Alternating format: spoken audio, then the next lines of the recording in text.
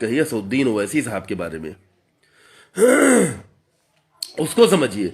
असदुद्दीन ओवैसी अब डाउन नहीं होंगे ना, अब होना भी नहीं चाहिए, क्योंकि अखिलेश यादव ने अपने पैर पर कुल्हाड़ी खुद मारी है। अस्सलाम वालेकुम मेरे प्यारे दोस्तों, आप सभी का स्वागत है MIM न्यूज मधुपुर चैनल में। दोस्तों, इस वीडियो को पूरा जरूर देखें। उत्तर प्रदेश विधानसभा चुनाव को लेकर हिंदू भाई ने असदुद्दीन ओवैसी को लेकर दिया बड़ा बयान। असदुद्दीन ओवैसी और अखिलेश में जो गठबंधन नहीं हुआ यूपी विधानसभा चुनाव 2022 में, उसी को लेकर हिंदू भाई भी उठे असदुद्दीन ओवैसी के समर्थन में। खुल्लम खुल्ला असदुद्दीन ओवैसी के समर्थन में हिंदू भाई ने क्या कुछ कहा है अखिलेश और असदुद्दीन ओवैसी को लेकर, और गठबंधन पर बड़ा सवाल उठाया है कि ओपी राजभर के साथ अखिलेश ने गठबंधन किया, पर असदुद्दीन ओवैसी के साथ, हिंदुस्तान के बड़े लीडर के साथ, बड़े सांसद के साथ उन्होंने गठबंधन नहीं किया। तो हिंदू भाई ने क्या कुछ कहा है, देखें इस वीडियो को और ज्यादा से ज्यादा शेयर करें। देखें खास रिपोर्ट। असदुद्दीन ओवैसी ने नहीं मारी। यहां पर मैं आज असदुद्दीन ओवैसी की हजार बार तारीफ करूंगा कि उन्होंने खुद आगे बढ़ के, उन्हें लगा कि अखिलेश यादव उत्तर प्रदेश के मुख्यमंत्री के तौर पर सबसे मजबूत चेहरा है और समाजवादी पार्टी मुस्लिमों की पक्षधर रही, तो असदुद्दीन ओवैसी ने बिना हिचक, बिना संकोच किए खुद आगे एक कदम बढ़ा दिया। 100 सीटें और उप मुख्यमंत्री वाली बात बड़े सहज अंदाज में, ऐसा कोई जो निर्भीक राजनेता होता है, जो खरा बोलने वाला होता है, वही करता है।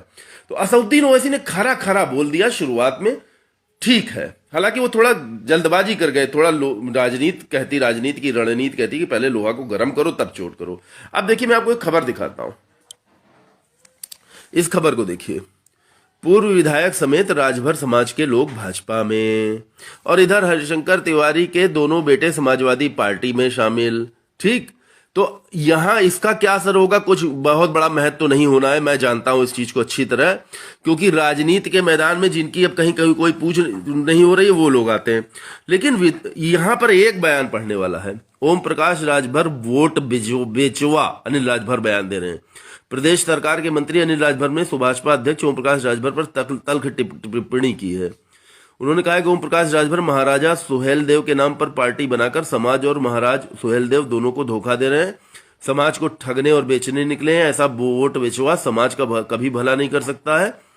भाजपा के पूर्व प्रदेश अध्यक्ष डॉक्टर लक्ष्मी वाजपेयी ने कहा कि सपा बसपा कांग्रेस, ये बाकी बातें अलग हैं, लेकिन यहां पर मैं आपको एक खबर में खास बात दिखा रहा हूं। पूर्व विधायक काली चरण राजभर, पूर्व महाराजा सुहेलदेव के वंशज मोलू राजभर सहित राजभर समाज के कई नेताओं ने भाजपा का दामन थाम लिया है। सुहेलदेव के वंशज, महत्वपूर्ण बस ये है, सुहेलदेव के वंशज ने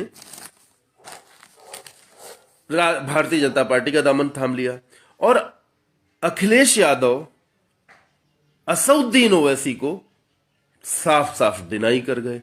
अब ओवैसी साहब हाथ में जल्दी आएंगे नहीं, सीधी सी बात है। क्यों, इस बात को मेरी समझिए। एक तरफ है उत्तर प्रदेश का चुनाव 2022 और दूसरी तरफ है 2024 का केंद्रीय चुनाव। आज AIMM पार्टी की पहचान सबसे बड़ी केवल इसलिए है क्योंकि असदुद्दीन ओवैसी सांसद हैं और संसद में बहुत मुखर होकर बोलते हैं। 2024 में अगर असदुद्दीन ओवैसी साहब की पार्टी के 50 सांसद अगर संसद में पहुंच जाएं, तो 50 मुस्लिम सांसद हों जो एक भाषा बोले, एक पार्टी के बैनर तले हों, ये लक्ष्य बड़ा है, तो छोटे लक्ष्य को छोड़ना पड़ेगा ना। छोटा लक्ष्य क्या है कि उत्तर प्रदेश सरकार में शामिल होना। अखिलेश यादव के साथ जितने लोग भी गठबंधन कर रहे हैं, जितने लोग भी अखिलेश यादव के साथ आ रहे हैं, वो केवल एक वजह से आ रहे हैं कि आने वाले समय में अखिलेश यादव की सरकार बन सकती है। लेकिन ये भारतीय जनता पार्टी है। अखिलेश यादव खुद अपने मुख से कहते हैं कि सत्ता के लिए भारतीय जनता पार्टी कुछ भी कर सकती है। तो छठे साठेम समाचरित, कौन सी रणनीति, साम दाम दंड भेद, कौन सी नीति चलेगी, ये सारी नीतियां हमारे इतिहास में, हमारे पुराने चीजों में वर्णित हैं। अब आप समझिए होने क्या जा रहा है। मैंने कहा था ना कल कि आएंगे तो योगी ही ओवैसी के साथ। अब अगर अखिलेश यादव ने असदुद्दीन ओवैसी से पोलाइटली आगे बढ़कर के खुद बात नहीं की, तो ये अखिलेश यादव के लिए सच में बहुत बड़ा नुकसानदेह हो जाएगा, सच में हो जाएगा ये बात। इसका एहसास मुझे क्यों है, क्योंकि मुस्लिमों की एक चीज समझ में आ गई है कि सरकार चाहे जिसकी भी बनी हो, भ्रष्टाचार कहीं ना कहीं से सरकारी विभागों में चलता ही रहता है। तो मुस्लिम जो है वो अपने अस्तित्व के लिए खड़ा होने लगा कि मेरी पहचान, मेरा अपना लीडर कौन, मेरा अपना लीडर कौन, इसको समझिए। जैसे नीरज राय प्रधान, तुमने लिखा ना जय योगी, क्या जिंदगी में कभी योगी से मिले भी हो? कभी मिले हो? नहीं मिल सकते ना। तुम्हारे घर में किसी के ऊपर बहुत बड़ी विपदा भी आ जाएगी, तब भी कोई मुख्यमंत्री के विवेकाधीन कोष से कमेंट लिखने वाले को कुछ नहीं मिल सकता। सरकारी अस्पताल में, शहर के सबसे बड़े सरकारी अस्पताल में अच्छा सा इलाज मिल जाए, उसके लिए भी किसी के आगे लबल लबर करनी पड़ेगी, जाके घंटों करना पड़ेगा। सच्चाई यह है, सब जानते हैं। बताओ अगर मैं झूठ बोल रहा हूं तो। मैं खुद अगर बीमार पड़ जाऊं तो, अगर मैं खुद बीमार पड़ जाऊं तो मुझे सरकारी किसी मंत्री को, भैया मेरी मदद कर दो, उनसे सीएमओ से, उनको डॉक्टर से कह दो, यही सब सिफारिशें हम लोग ढूंढते हैं। तो आने वाला समय हम, आप देखिए जनता क्या चाह रही है। चाहे किसी का भी कोई चिलांड्रू अंधभक्त हो, लेकिन जनता ये चाह रही है कि सरकारी सिस्टम हमारे लिए ठीक से काम करे।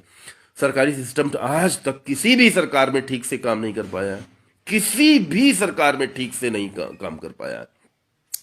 तो इसको समझने की आवश्यकता है। 100% एक बात सच्ची निकल के सामने आ रही है कि जो नीरज तुमने लिखा ना, आएंगे तो योगी, सच में आ सकते हैं योगी जी फिर से अब। क्यों? क्योंकि असदुद्दीन ओवैसी बी टीम नहीं है। बी टीम मान लो, भारतीय जनता पार्टी अगर दुनिया की सबसे बड़ी पार्टी है, तो क्या मुसलमानों की पार्टी दूसरे नंबर पे सबसे बड़ी पार्टी नहीं होनी चाहिए? होनी चाहिए ना। देश में आबादी सबसे बड़ी दूसरी किसकी है? हिंदुओं की है। उसके बाद सेकंड नंबर पे मुस्लिमों की है। तो दूसरी सबसे बड़ी पार्टी कौन सी होनी चाहिए? मुस्लिमों की पार्टी होनी चाहिए। कौन सी पार्टी है मुस्लिमों की? कोई है ही नहीं, कोई है ही नहीं। असदुद्दीन ओवैसी के माध्यम से अगर पूरे देश के और पूरे विश्व में मुस्लिमों को एक चेहरा मिल रहा है, तो उस चेहरे को डाउन क्यों करेंगे? इसका जवाब दीजिए। उसको डाउन क्यों करेंगे? और उसको उठाने का काम तो मैंने एक हिंदू होकर के किया, हिंदू ब्राह्मण होकर के। क्षितिज द्विवेदी का एक फोन कॉल आया, मुझे बहुत अच्छा लगा। मुझे क्या अच्छा लगा इसमें? मेरी बात समझिए, मुझे सबसे अच्छा क्या लगा? मुझे सबसे अच्छा यह लगा कि एक हिंदू ब्राह्मण लड़का असदुद्दीन ओवैसी की पार्टी के लिए मुझको बुला रहा है। उन्होंने कहा कि आपको सम्मानित करना है। पार्टी का कोई कार्यक्रम था, मुझे इस बारे में मालूम नहीं, क्योंकि पार्टियों के कार्यक्रमों में मैं नहीं जाता हूं। किसी भी पार्टी के कार्यक्रम में नहीं जाता हूं।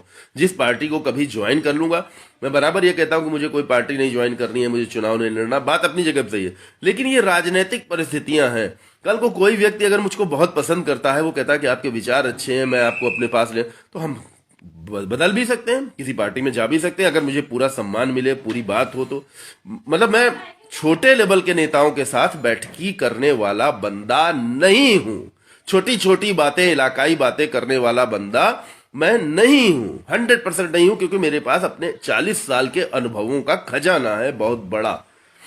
तो ये बात एक आप लोगों से स्पष्ट कह रहा हूं कि अखिलेश यादव का बहुत बड़ा नुकसान हो सकता है अगर असदुद्दीन ओवैसी को उन्होंने नहीं समझा तो।